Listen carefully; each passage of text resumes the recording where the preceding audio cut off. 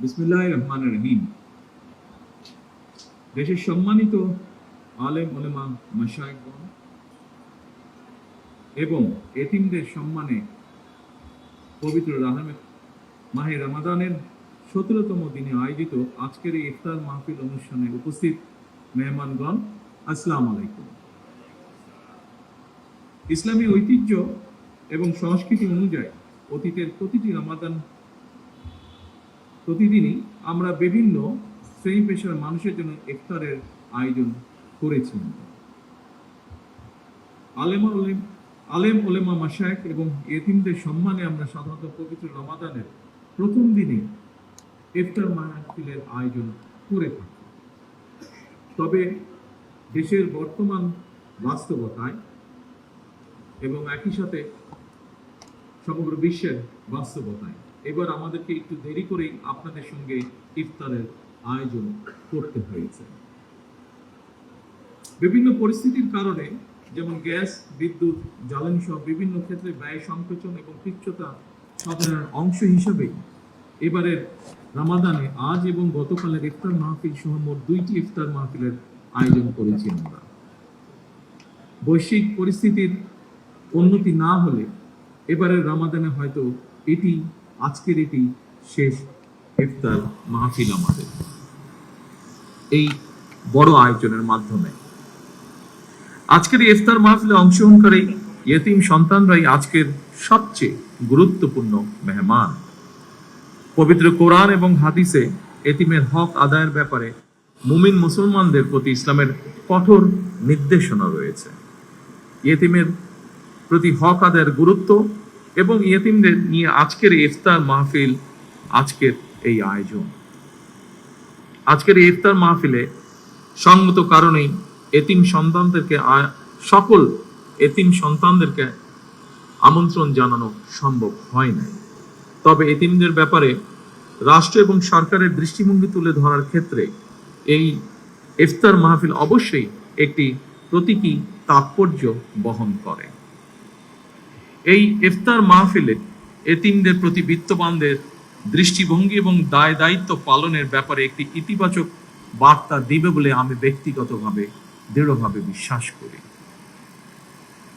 প্রতিজন বিত্তবান যদি অসহায় এতিমদের প্রতি পবিত্র কোরআন হাদিসের নির্দেশনা অনুযায়ী দায়িত্ব পালন করতে সচেষ্ট থাকেন, আমি বিশ্বাস করি তাহলে পিতৃহারা এতিম সন্তানেরা এক বুক বেদনা বুকে নিয়েও রাষ্ট্র এবং সমাজে আত্মবিশ্বাসের সঙ্গে এগিয়ে যাওয়ার প্রেরণা খুঁজে পাবে।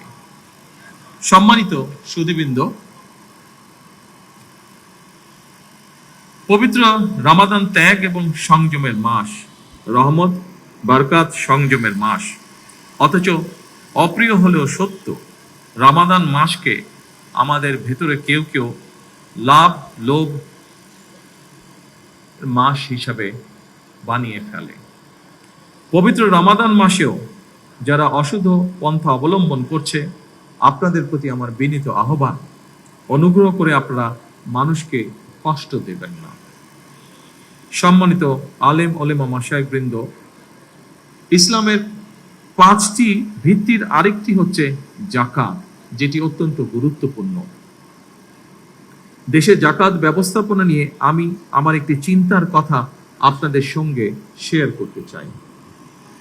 ইসলামের বিধান অনুযায়ী আমাদের সমাজে অনেক বিত্তবান নিজ উদ্যোগেই যাকাত দিয়ে থাকেন। কেউ কেউ সরকারের যাকাত বোর্ডের মাধ্যমেও যাকাত পরিশোধ করে থাকেন। বিভিন্ন গবেষণা রিপোর্টে দেখা গিয়েছে প্রতি বছর বাংলাদেশে এই যাকাতের পরিমাণ প্রায় 20 থেকে 25,000 কোটি টাকার বেশি হয়ে থাকে। কেউ কেউ এর পরিমাণ আরো অনেক বেশিও বলছেন। তবে সুপরিকল্পিত এবং সুসংগঠিতভাবে যাকাত বন্টন না করায় বিত্তবান ব্যক্তির যাকাত আদায় হয়তোবা হয়ে যাচ্ছে, কিন্তু যাকাতের অর্থ দারিদ্র বিমোচনে কতটা ভূমিকা রাখতে সক্ষম হচ্ছে, এটি মনে হয় একটি বেশ বড় প্রশ্ন। যতটুকু আমি জানি, অবশ্যই এখানে বিশিষ্ট আলেম ব্যক্তিবর্গ বসে আছেন, ওনাদের তুলনায় এই ব্যাপারে আমার জ্ঞান খুবই সীমিত। যতটুকু আমি জানি, জাকাত দাতাদেরকে ইসলামী বিধানে এমনভাবেই জাকাত বন্টন উৎসাহিত করে যাতে একজন জাকাত গ্রহীতা প্রথম বছর জাকাত গ্রহণ করার পরের বছর আর জাকাত গ্রহণ করা যেন না প্রয়োজন হয়। বিশেষজ্ঞগণ বলছেন, পরিকল্পিতভাবে জাকাত বন্টন করা গেলে দারিদ্র বিমোচনে জাকাত একটি যুগান্তকারী ভূমিকা পালন করতে পারে বাংলাদেশের দারিদ্র বিমোচনে। এমন বাস্তবতায় সরকার জাকাত ব্যবস্থাপনাকে আরো কার্যকর এবং লক্ষ্যভিত্তিক করার চিন্তা ভাবনা করছে। এ ব্যাপারে আজকে এখানে যারা বিশিষ্ট আলেম ব্যক্তিবর্গ উপস্থিত আছেন, আপনাদের সহযোগিতা ব্যক্তিগতভাবে আমি কামনা করছি। সম্মানিত সকল উপস্থিতিগণ, ধনী দরিদ্র সব মিলিয়ে দেশে বর্তমানে পরিবারের সংখ্যা প্রায় 4 কোটির মতো। এসব পরিবারগুলোর মধ্যে যদি দরিদ্র কিংবা হতদরিদ্র পরিবারগুলোকে চিহ্নিত করে প্রতি বছর পর্যায়ক্রমে 5 লক্ষ পরিবারকে আমরা 50,000 টাকা থেকে 1 লক্ষ টাকা জাকাত দিতে পারি, আমি ব্যক্তিগতভাবে বিশ্বাস করি এসব পরিবারগুলোর মধ্যে বেশিরভাগ পরিবারগুলোকে হয়তো পরের বছর আর জাকাত নাও দিতে হতে পারে।